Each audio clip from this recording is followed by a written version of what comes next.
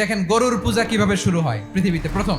বনি ইসরায়েলের এক দুষ্ট লোক ছিল, নাম সামিরি। সে সবাইরে বলল তোমাদের স্বর্ণগুলো ফালাও। স্বর্ণগুলো ফেললো, বনি ইসরায়েলের স্বর্ণগুলোকে গলিয়ে গরুর বাচ্চা বানালো, গোবৎস।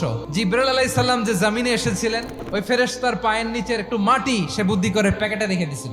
স্বর্ণ দিয়ে বানানো গোবৎস গরুর বাচ্চার গায়ে যখন সেই মাটি ছুঁড়ে দেয়া হলো, এখন বাছুরের ভেতর থেকে ভ্যাঁ ভ্যাঁ আওয়াজ আসতেছে। কি আসতেছে? সবাই তো অবাক।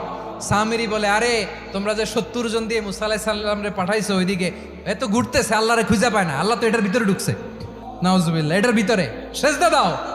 এই সেজদা দিয়ে গেল। হারুন আলাইহিস সালাম তাদেরকে বুঝালেন, শিরক করো না, আল্লাহরে ভয় করো। শুধু এতটুকুই তিনি বুঝালেন, দাওয়াতি কাজ পালন করলেন, কিন্তু প্রতিরোধ করেন নাই। এই ঘটনা থেকে শিক্ষা কি? শিক্ষা হচ্ছে, আপনি শিরকের আড্ডাখানা দেখলেও বৃহৎ স্বার্থে তাওহীদের দাওয়াত দিবেন, প্রয়োজনে আপনি ঐক্য নষ্ট করবেন না। সুবহানাল্লাহ পড়বেন না?